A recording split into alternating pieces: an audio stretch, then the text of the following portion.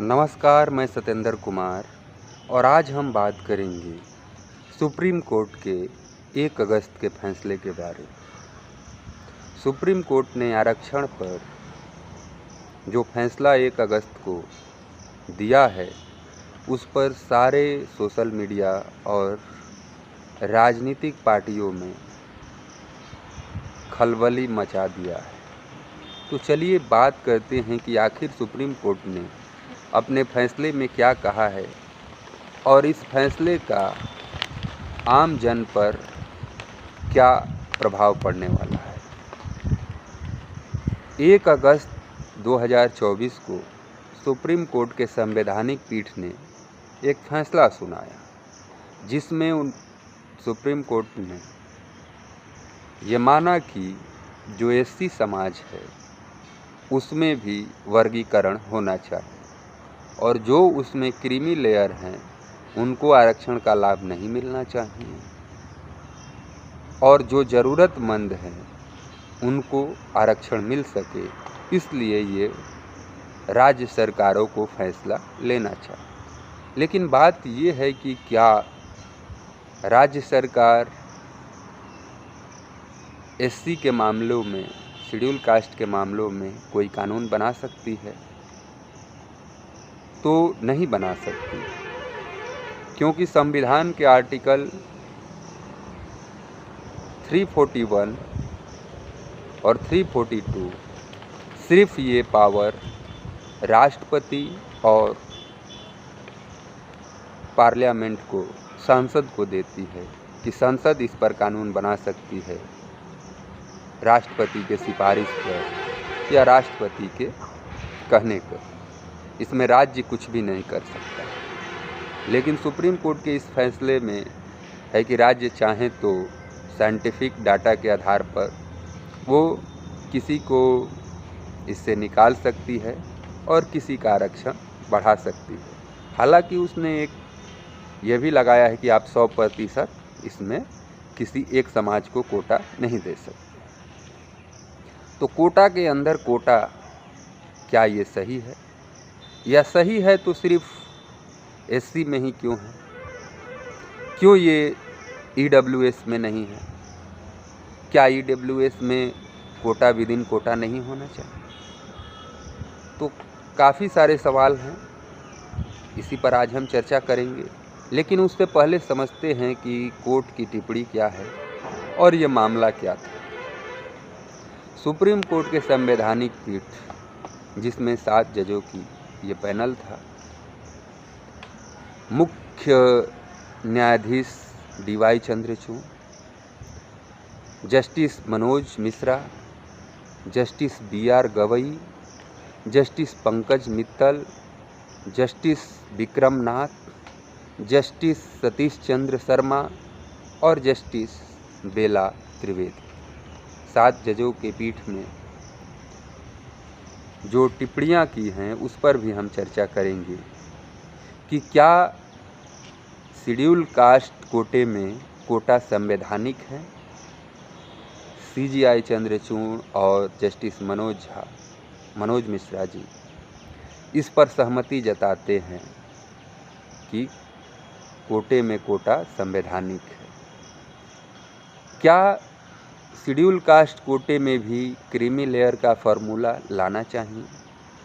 मतलब जिनकी अच्छी खासी आय है, करीब 7 लाख से ऊपर है, तो उनको आरक्षण का लाभ ना मिले, यही क्रीमी लेयर का मतलब होता है। तो क्या शेड्यूल कास्ट में कोटे में क्रीमी लेयर लाया जाए? तो इस पर जस्टिस चंद्रचूड़ और जस्टिस मनोज मिश्रा जी का अपने निर्णय में इस बारे में कोई जिक्र नहीं करते। वो ये जिक्र नहीं करते हैं कि इसमें क्रीमी लेयर का फार्मूला लाया जाए या नहीं लाया जाए। क्या परिवार की एक पीढ़ी को ही रिजर्वेशन मिलना चाहिए? चंद्रचूड़ साहब और मनोज मिश्रा साहब इस पर कोई जिक्र नहीं करते। Justice BR Gavai, justice Pankaj Mittal, justice Vikram Nath, justice Satish Chandra Sharma ये सहमत हैं कि SC और ST कोटे में कोटा होना चाहिए जो संवैधानिक है। साथ ही इस बात से भी सहमत हैं कि SC कोटे में क्रीमी लेयर का फार्मूला लाना चाहिए। लेकिन वहीं जस्टिस बेला त्रिवेदी जो हैं वो दोनों से असहमत हैं। वो शेड्यूल कास्ट कोटे में कोटा संवैधानिक नहीं मानती हैं, वो उसे असंवैधानिक मानती हैं। साथ ही वो सुप्रीम कोर्ट में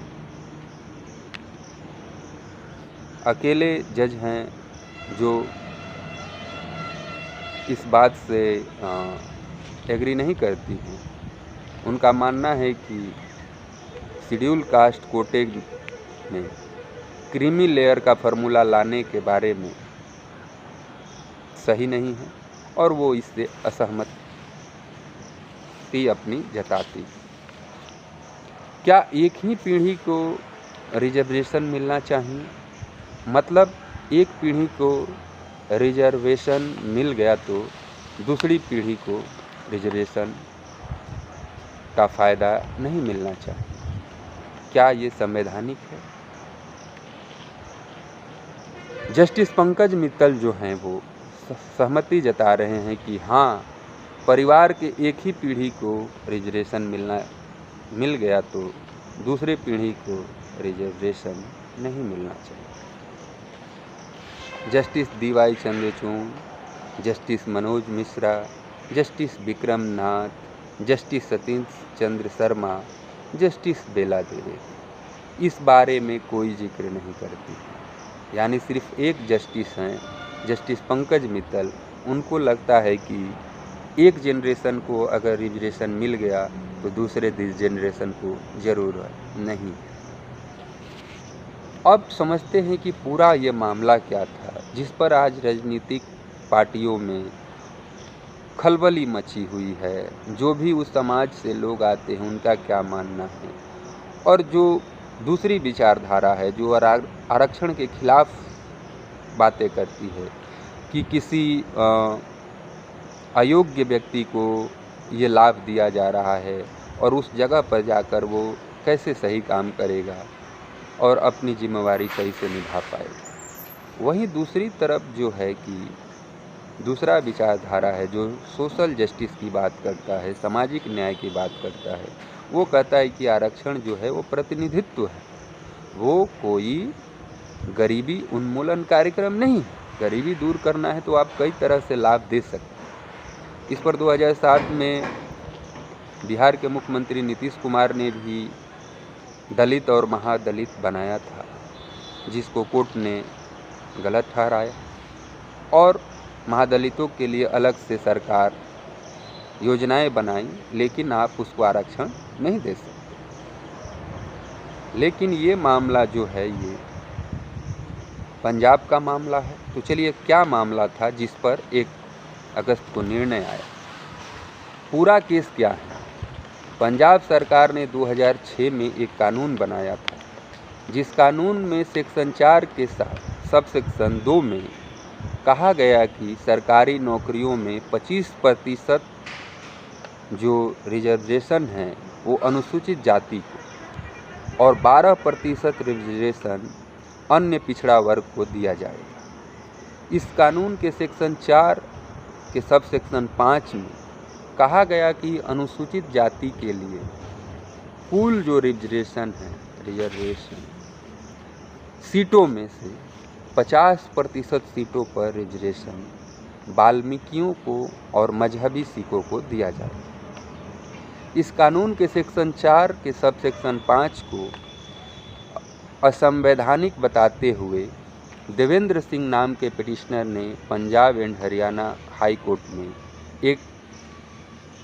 इस कानून को चुनौती दी। 2010 में हाई कोर्ट ने अपने फैसले में इस कानून को असंवैधानिक बताकर खत्म कर दिया। अब इसी मामले को सुप्रीम कोर्ट में 7 न्यायाधीशों की संवैधानिक पीठ बैठी थी, जिन्होंने 6:1 के रेशियो से माना कि शेड्यूल कास्ट को शामिल जातियों को बांटना संविधान के आर्टिकल 341 के खिलाफ नहीं।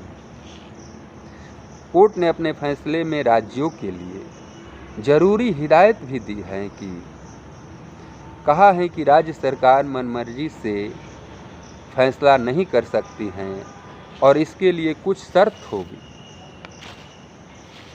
पहली शर्त तो ये होगी कि किसी अनुसूचित जाति के भीतर किसी एक जाति को 100% कोटा नहीं दिया जा सकता है। दूसरी बात, कोर्ट ने कहा कि अनुसूचित जातियों में शामिल किसी जाति का कोटा तय करने से पहले उसकी हिस्सेदारी पुख्ता डेटा होना चाहिए।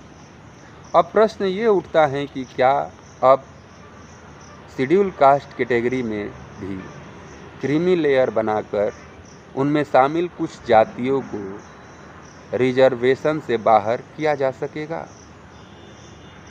ये प्रश्न खास करके उस तबके के लोगों के बीच असंतोष पैदा कर रहा है।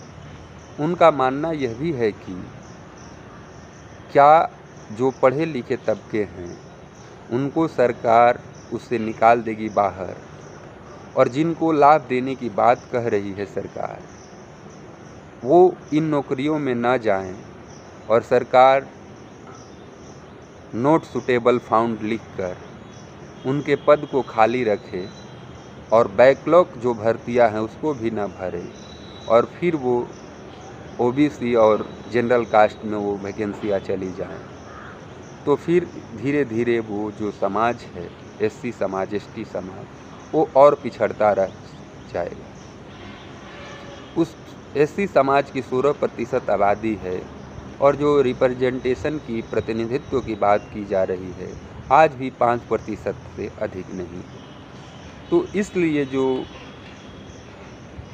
विपक्ष है, चाहे जो बुद्धिजीवी हैं, उनका मानना है कि केंद्र सरकार को इस पर जातीय जनगणना करानी चाहिए और देखना चाहिए कि किसके पास कितने धन हैं, कितने संपत्ति हैं, किसका कितना प्रतिनिधित्व है, उसके बाद इसको लागू करना चाहिए।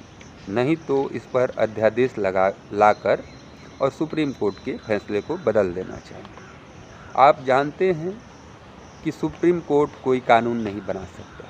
कानून बनाने का पावर संसद को है और विधानसभा को। राज्य में विधानसभा इस पर कोई कानून बना सकता है किसी भी मैटर पर, और केंद्र में केंद्र सरकार। लेकिन एससी के मामले में जो आर्टिकल 341 और 342 में मेंशन है कि उसमें राष्ट्रपति और संसद ही उसमें छेड़छाड़ बदलाव कर सकती हैं, लेकिन सुप्रीम कोर्ट ने राज्यों को कहा है, इस पर भी काफ़ी चर्चे हैं कि राज्यों को ये पावर कहाँ से मिलता है।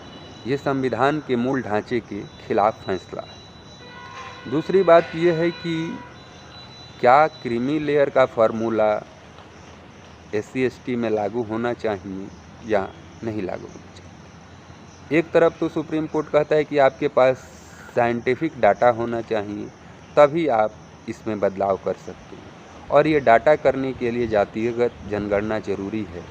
इस पर सुप्रीम कोर्ट ने कोई गाइडलाइन नहीं दिया, तो फिर ये कैसे होगा। अब ये जो गेंद है वो केंद्र सरकार के पाले में। केंद्र सरकार अभी तक कोई टिप्पणी नहीं दी, बल्कि उसके सहयोगी पार्टी, चाहे वो चिराग पासवान की पार्टी हो या यूपी में राजभर की पार्टी हो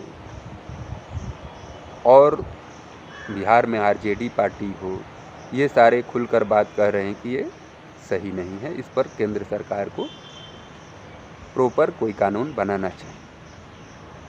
दूसरी बात है कि जो दो तरह के हमारे समाज में विचारधारा है, एक जो आरक्षण को गलत मानते हैं और दूसरा जो इसको सोशल जस्टिस, सामाजिक न्याय की बात मानते हैं कि जो पिछड़े से पिछड़े लोग मुख्य धारा में आए तभी बेहतर समाज बन सकता है। उनका मानना है कि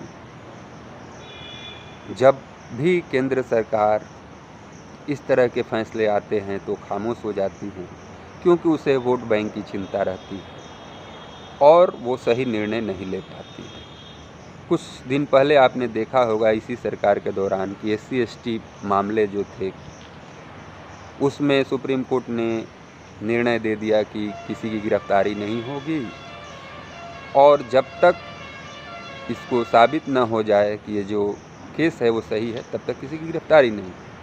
उस पर हो हल्ला मचा, काफ़ी धरना प्रदर्शन हुए, फिर केंद्र सरकार को अध्यादेश लाकर उस कानून को बरकरार रखने के लिए सुप्रीम कोर्ट के फैसले को पलटना पड़ा था। अब 9 तारीख को जितने भी संगठन हैं वो कह रहे हैं कि हम धरना प्रदर्शन करेंगे।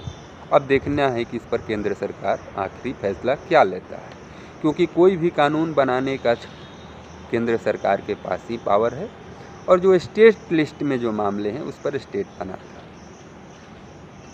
तो ये बातें जो सुप्रीम कोर्ट की कही गई टिप्पणियाँ हैं, इस पर जो राजनीतिक पार्टियां हैं अपने अपने हिसाब से इसकी जिक्र कर रही हैं। एक और सवाल है कि क्या सुप्रीम कोर्ट